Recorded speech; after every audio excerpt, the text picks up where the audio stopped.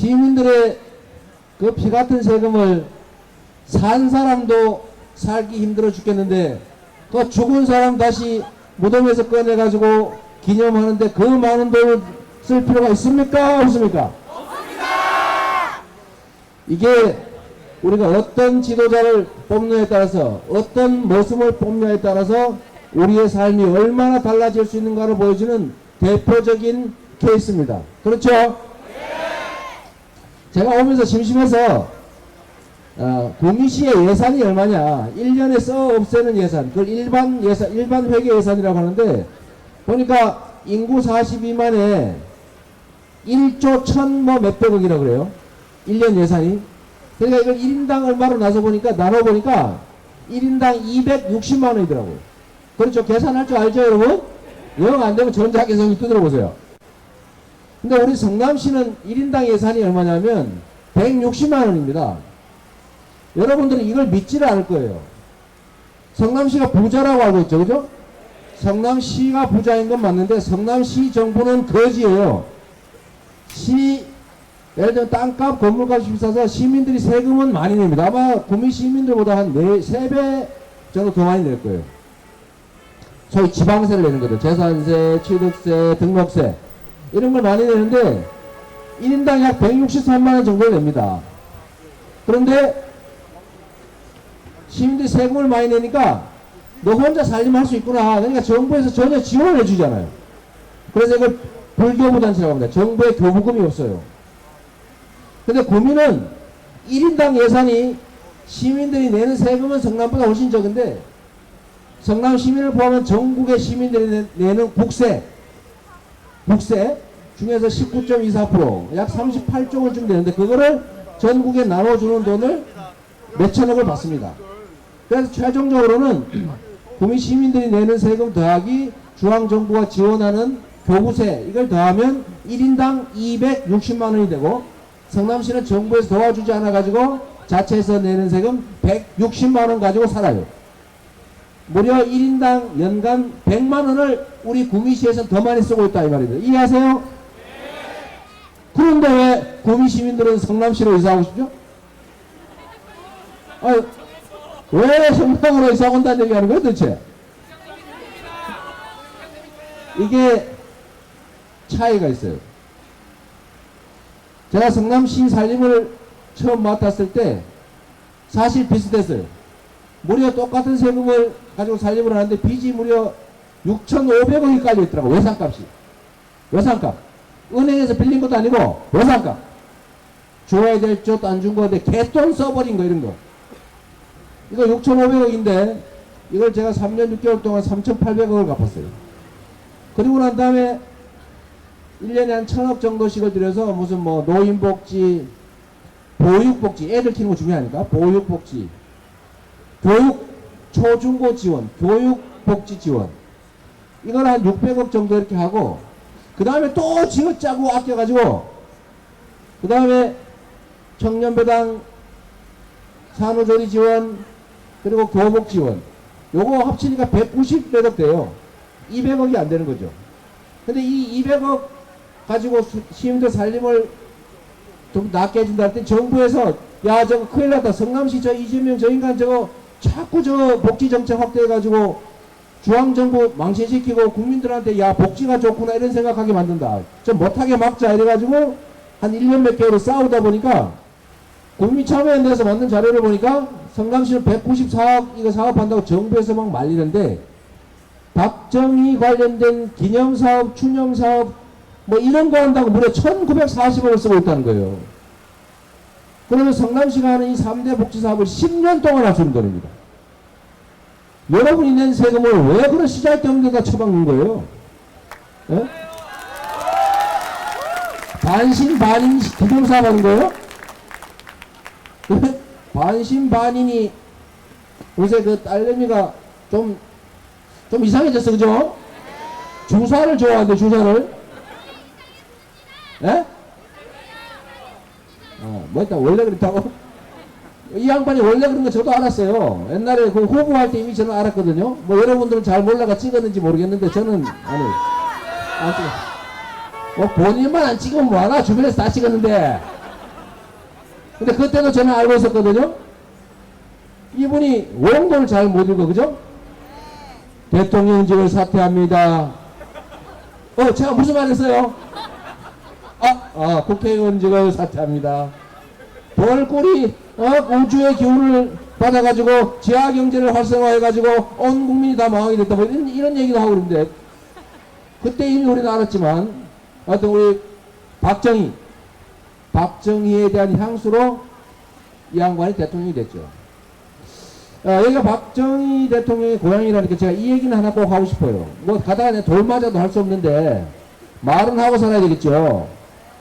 보통 박정희 대통령에 대해서 경제 발전에 성과가 있다고 인정해야 된다 이렇게 얘기해요. 일면 맞습니다. 근데 우리가 이거 하나 꼭 기억해둬야 됩니다. 옛날에 공산권과 소위 자유민주사회가 대립하던 시절이 있었어요. 자본주의 시스템과 공산주의 시스템이 대립을 할 때 그 전후에 세 곳이 대표적으로 비교되기 시작했습니다. 그게 어디냐면 주로 미군이 주둔한 지역인데 독일, 일본, 한국이에요. 이 독일, 일본, 한국은 공산권과 자본주의권이 부딪히는 경계 지점들입니다. 그래서 서구 선진 자본주의 국가들이 다른 나라 말고 이 세 군데는 집중적으로 지원을 했어요. 왜냐하면 자본주의 체제의 우월함을 증명하기 위해서. 그래서 우리가 기억하는 것처럼 제가 어릴 때 제가 고향이 안동이거든요. 안동에서 제가 건빵, 분유 이런 거 많이 얻어먹었어요. 그런 지원도 원조도 많이 해줬고 차관 지원도 해줬죠. 현금. 왜 해줬느냐면 북한하고 공산권하고 부딪히고 있으니까 여기를 일본, 독일, 한국 집중적인 지원을 했습니다. 그래서 사실은 서구 선진 자본주의 국가들이 얘를 키워준 측면이 있어요. 그런데 독일, 일본, 한국 중에서 제일 엉망이 어디예요? 이 한국이에요. 이 재벌을 만들어가지고 지금 이 나라에 제일 심각한 문제를 일으키고 있는 데가 정치냐, 관료냐, 경제냐 했을 때 어디입니까? 경제 영역이에요. 이번에 이 박근혜 새누리 게이트의 핵심도 머리는 빌려온 박근혜 대통령이었지만 몸통은 새누리당이었고 그 몸통과 머리의 뿌리는 바로 재벌들이었습니다. 그렇지 않습니까? 이 재벌을 키워서 우리나라 경제를 이 상태로 만든 것이 바로 박정희 시절이었던 거죠. 지금도 여러분들 전기세 집에서 많이 내죠? 그걸로 삼성 도와주고 있어요. 안 억울하세요? 억울해 죽겠죠? 그것뿐만이 아니고 얼마 전에는 여러분이 낸 국민연금으로 이재용의 삼성 재벌하는 그거 상속하는 거 도와줬어요.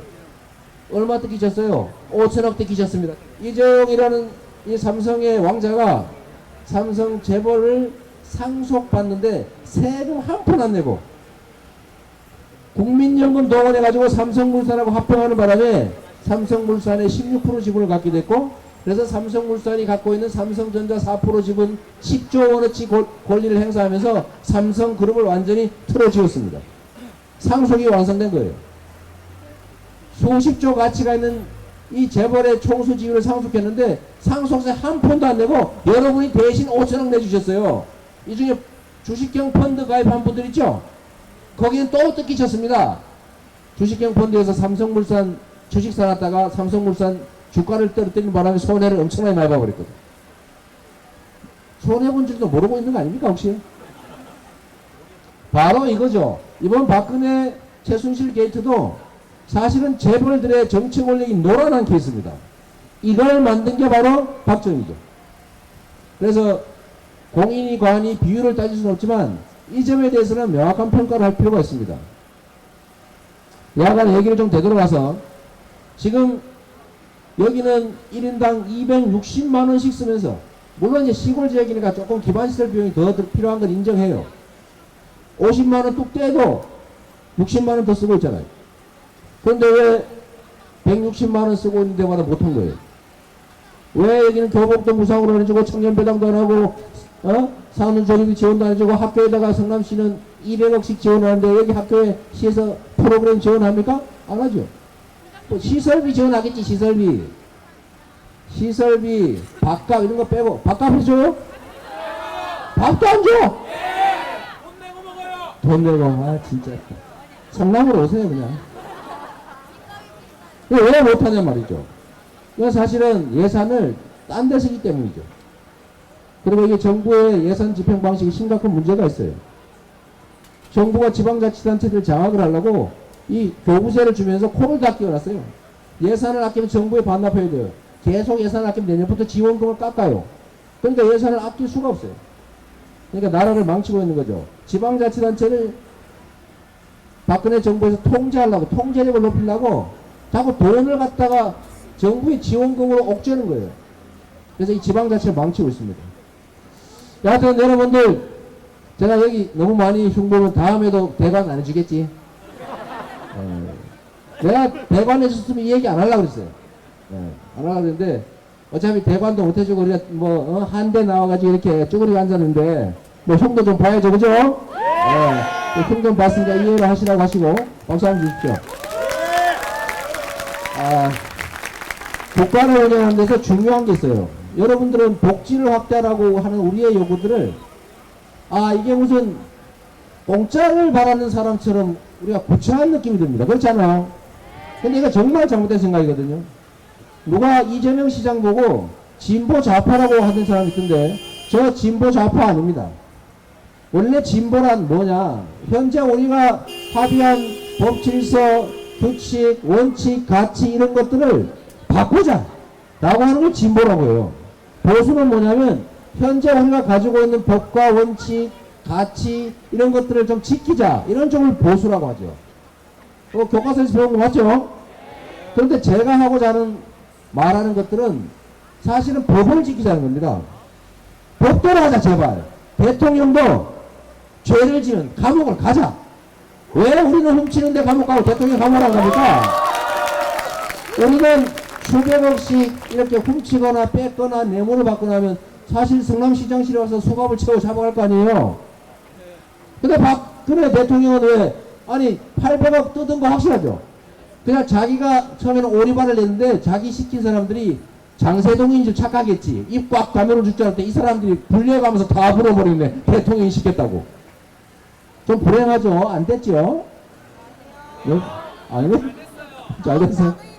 그걸로 이미 다 얘기를 해버렸어. 이 사람이 조직적인 중범죄 행위의 주범, 두목이라는 게 드러났지 않습니까? 그러면 뭐 해야 돼요? 청와대를 나오는 날, 그 앞에 순찰차 대고 있다가 수갑 딱 채워가지고, 그거 그냥 보여주면은 인권 침해니까 수건으로 돌돌 말아줘야 되겠지. 그런 다음에 아니면 이렇게 뭉개가지고 끌려가는 거 보여줘야 되겠죠. 이게 바로 모든 사람이 평등한 민주공화국입니다. 그렇지 않습니까? 그래서 우선으로 탄핵 사퇴 꼭 시키고 청와대를 나오는 순간에 수갑을 채워서 구치소 보내봅시다, 여러분. 법을 지키자. 대기업 재벌 체제를 해체해야 된다고 제가 얘기하는데, 여기 이 중에도 우리 노동자들 많으시죠. 자영업자 많지 않습니까? 이 문제를 해결하는 것은 일자리를 늘리는 거예요. 일자리를 늘리고 일한 만큼 받는 겁니다. 그런데 우리나라 어떻게 됐냐면 주로 재벌 대기업들이 이런 짓을 하는데, 법에 52시간 이상 일 시키지 말라고 되는데 52시간 다 시키고 연장근로, 야간근로, 특근 시켜놓고는 월급 많이 준다고 동네 소문내가지고 근로자들 욕먹게 해요. 이 대기업들이 사내 하청이라는 이름으로 불법 파견 근로 시키고 있어요. 똑같은 현상에 똑같은 일 시켜서 똑같은 성과를 내는데 정규직이냐 비정규직이냐 구분해가지고 월급 반밖에 안 줘요. 이래 놓으니까 이게 근로자들이, 노동자들이 살 수가 없지 않습니까? 만약에 52시간 더 이상 일 못하게 하는 법만 지키면 무려 최하 20만에서 최대 80만 개의 일자리가 순식간에 생겨납니다. 왜 법을 안 지켜서 일자리를 뺏는 거예요? 이거 1년에 80만 명의 자영업자가 망하거든요. 그래서 80만 개의 일자리를 순식간에 만들어낼 수 있단 말입니다. 노동법만 지켜도. 그런데 이 법을 지키지 않아요. 재벌들은 이런 거 많이 어기면 많이 어길수록 돈 벌고, 아무리 나쁜 짓하고 수천억을 횡령하고 배임죄를 저질러도 마스크 쓰고 링게를 꽂고 휠체어 타고 몇 번 왔다 갔다 해버리면 다 나와버려요. 왜 웃지도 않는데? 너무 황당해? 이 사람들은 말이지 걸리지를 않습니다. 법을 어긴 게 돈을 버는 수단이에요. 중소기업 다 발가 우려치고 기술 뺏고 이래가지고 사실은 자기들은 노력하지도 않으면서 남의 성과물을 다 뺏어 갖고 있어요. 이거를 못하게 하는 게 법을 지키는 거 아닙니까?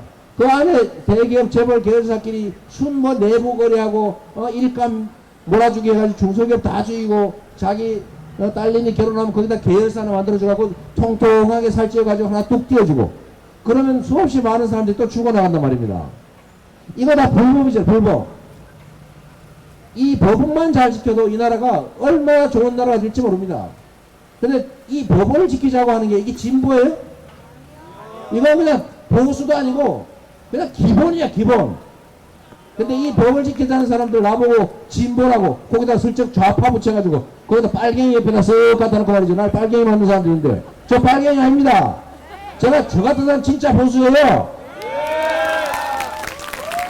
그럼 지금 보수라고 하는 인간들이 뭐하냐면 사실은 법과 질서, 원칙과 가치를 지키는 교과서가 쓴 보수들이 아니고 소위 매국 친일, 분단, 쿠데타, 학살, 독재, 부패했던 이 뿌리가 똑같은 친일 세력들, 친일 매국 세력들, 이 부당한 부패 기득권 세력들이란 말입니다.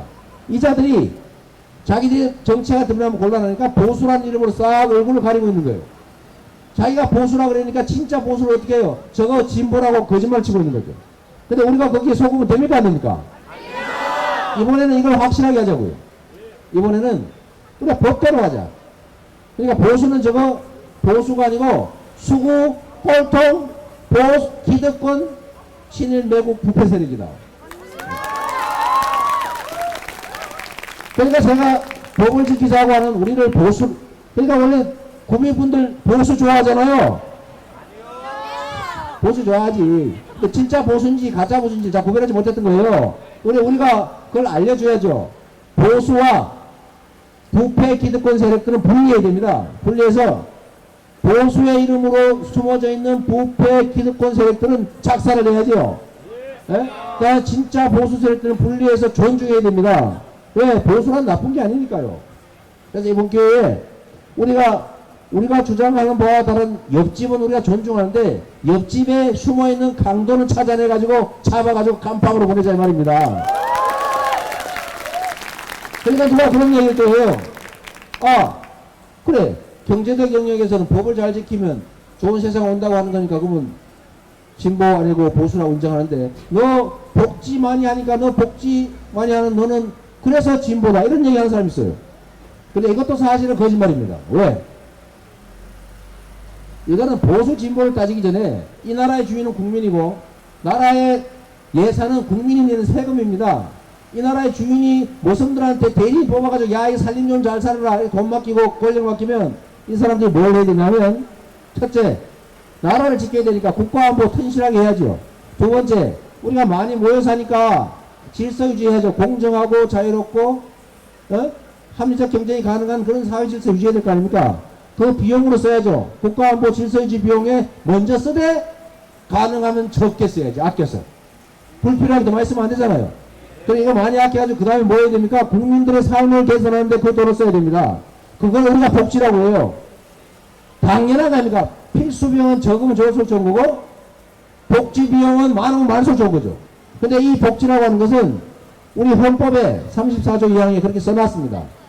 국가는 국민의 복지 증진을 위해서 노력할 의무가 있다.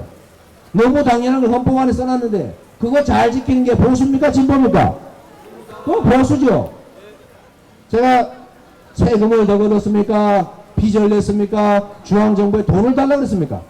있는 세금 가지고 아끼고 쥐어짜고 부정보 배업세고 예산 낭비 줄이고 세금 떼어먹는 사람도 있어요. 착한 사람은 안 떼어먹어. 꼭 나쁜 사람도 떼어먹어. 제가 그 사람들을 다 뒤져가지고 무려 17만 명이 2천억을 안 내고 있던데 제가 그걸 다 조사해가지고 나 구미에도 잡으러 왔을 거야 아마. 자동차세 안 내고 성남에서 구미로 도망 오신 분 지금이라도 빨리 내세요. 언제 밖에 족쇄 채우고 번호판 떼어가 버릴지 몰라요. 우리가 부산으로도 쫓아다니고 출국 금지시키고 우리는 가택수색조가 5개조가 있습니다. 집집에 가서 딱 집죠. 그래서 성남은 경기도에서 체납세율이 제일 적은, 체납세 제일 많이 그런 1등 도시예요. 세금을 공평하게 내야 될 거 아닙니까? 왜 세금을 누구는 안 내고 혜택을 보는 거예요? 이게 바로 조세정이죠. 그래서 이런 식으로 예산을 많이 모아서 부정부패 안 하고 예산 낭비 줄여서, 아니 뭐 학생들 밥도 주고 유기농으로, 우리는 유기농으로 밥 줍니다. 약 올리지? 약 올리시죠? 예. 그때 이사 오지 말고 여기를 바꾸세요. 그러니까 뭐 학생들 교육복지도 하고 보육복지, 노인복지, 장애인복지, 뭐 청년복지 이런 걸 하는데 이게 잘하는 거 아닙니까? 이거 권장해야 되거든요. 우리 박근혜 대통령이 선거 때, 대선 때 이런 거짓말을 하셨어요. 증세 없는 복지를 하겠다. 옆에서 이거 어떻게 증세 없는 복지를 하니까, 그러니까 대통령 하려고 그런 거 아니에요. 이렇게 말하던 양반이 있었는데 실제로 우리 성남시는 증세 없는 복지를 했어요. 정부는 증세 없는 복지한다고 거짓말 쳐놓고 실제로는 복지 없는 증세를 했죠. 아마 그 말도 헷갈린 거 아닌가 싶어. 뭐 증세 없는 복지나 복지 없는 증세나 골꿀이나 꿀벌이나 똑같지 뭐. 이런 생각한 거 아닌가 싶긴 해요. 네? 뭐 그럴 수 있어요, 사람. 그죠? 그러나 냉정하게 따져봤을 때 본인이 한 증세 없는 복지를 진짜로 성남시에서 했으면, 야 성남시 잘한다, 전국의 자치단체 배워라, 그리고 상 줘야지. 그거를 못하게 하려고 그냥 소송하고 시행령 고치고 그러다 안 되니까 돈을 뺏어가 버렸어요. 또 이번에는 1200을 뺏어가지고 1인당 10만원씩 또 뺏겼어요. 여러분들은 구미에서는 1인당 260만원을 쓰고 있는데 성남시는 1인당 160만원 쓰고 있어요. 불쌍하게. 근데 1인당 10만원을 또 뺏어가 전국에 나눠준다 그래가지고 제가 이번 여름에 농성을 했거든요. 이러면 자치단체 망한다. 제가 이거 원상복구하는 게 첫째로 할 일입니다. 지방자치단체들이 자율적으로 운영되게 해줘야지. 이따위로 하니까, 죄송합니다. 이따위 또 나왔어. 이렇게 하면 안 되는 거죠. 그래서 복지를 확대하는 것은 권장할 일이고, 이걸 포퓰리즘이니 악마의 속삭임이니 무슨 뭐 공짜를 바라니 이렇게 얘기하면 안 되는 겁니다. 그렇지 않습니까? 그래서 우리 구미에서도 우리 여러분, 우리가 낸 돈이에요. 우리 얼마나 힘들게 돈 법니까? 그 돈 중에 떼서 내거든요. 지금 사이다 한 병 사 먹으신 분, 그 중에 또 세금 또 내셨어요. 우리가 다 낸 돈이라고. 이 돈들이, 우리가 맡긴 권력이 국민과 나라를 위해서 제대로 쓰여지도록 도둑놈들이 못 쓰게 꼭 해야 됩니다. 그 김무성이라는 분, 저한테 한번 찍히면 난 계속 씹습니다. 안 찍히도록 조심해야 돼요. 이 김무성 이 양반이 저를 악마의 속삭임을 하는 사람이라 저를 악마로 물었어요. 근데 덕분에 제가 성남 복지지역의 복지대마왕이 되긴 했죠. 네? 근데 이분이 무슨 얘기를 했냐면, 복지를 많이 하면 국민이 나태해진다, 이런 공식적인 발언을 했습니다. 국민이 나태해진대요. 네? 제가 성남시에서 청년배당 한다니까 그 24세 청년 1년에 100만원 주는 게 뭘 그리 아까워가지고 그거 하면 청년이 게을러진답니다. 여러분, 청년 여러분, 우리 100만원 1년에 한 번 딱 주면은 평생 그거 한 번 딱 주면 게을러지십니까? 국민들에게 복지를 확대하면 국민이 게을러질 거라고 하는 얘기 자체는 정말로 국민 모독이에요. 국민을 개돼지로 알고 있는 거죠, 진짜로. 그냥 뭐 좀 주면 배 두드리고, 일 안 하는 사람으로. 이게 이 나라를 지배하고 있는 사람들의 생각입니다. 정치인들은 이 나라의 지배자도 아니고, 국민을 끌어가는 지도자도 아니고, 국민의 뜻을 대리해서 국민의 뜻을 집행하는 모섬이자 대리인일 뿐이죠. 그렇지 않습니까? 그래서 이 모섬들 대리인들이 할 일은 국민이 맡긴 세금과 국민이 맡긴 권력을 오직 국민들의 삶을 개선하고 나라를 안전하게 지키는데 써야 되는 거죠.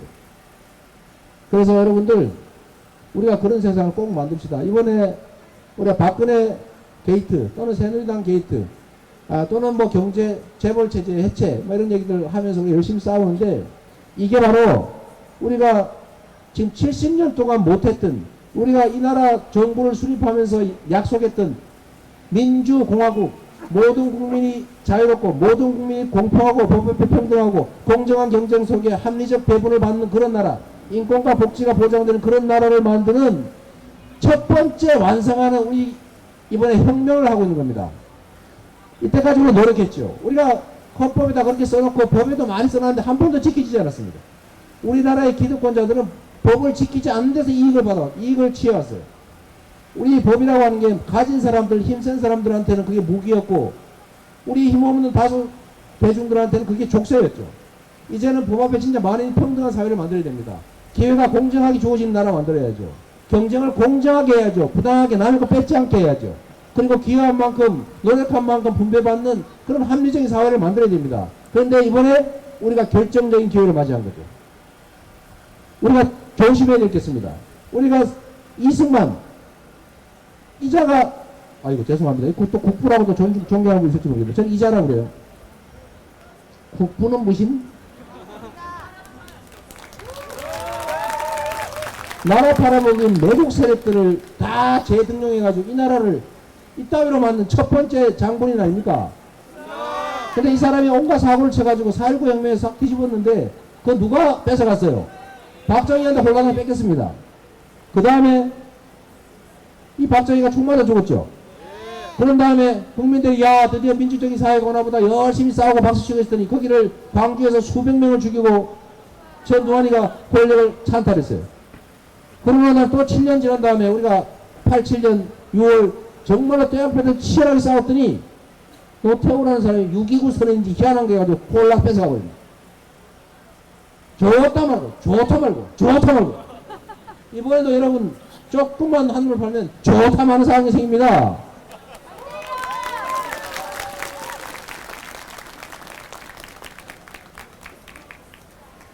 박근혜가 사퇴하는 거, 자진 사퇴든 탄핵이든 강제 퇴진이든 그 하는 순간까지도 한눈으로 팔면 안 되고 지금 반격을 준비하고 있어요. 한판 해보자고 나오고 있습니다. 그리고 박근혜가 비록 그만둔 다음에도 얼굴만 바꾼 경제 권력은 그대로 살아있기 때문에 얼굴만 바꾼 세력들이 다시 나타날 거예요. 내각제니 뭐니 개헌하자 이래가지고 어떤 사람이 제2의 유기기소는 또 누군가가 제2의 3당 합당 이런 형식으로 해가 다시 기득권자들이 얼굴을 바꿔서 다시 복귀할 겁니다. 그래서 우리가 정말 우리가 대한민국 정부를 수립할 때 합의했던 자유롭고 평등하고 인권과 복지가 살아있는 평화로운 나라 민주공화국을 만든 결정적인 찬스를 맞았지만 이게 이때가 제일 위험할 때입니다. 순식간에 전문용어로 내다발이 당할 수가 있어요. 날치기 순식간에 뺏깁니다. 그래서 우리가 마지막 순간까지 치열하게 싸웁시다 여러분. 여러분들 열심히 싸워주십시오. 저도 열심히 하겠습니다. 감사합니다. 원래 이게 실내 강연이었기 때문에 질의응답 시간이 있어요. 그죠? 네, 있습니다. 질문 답변 시간.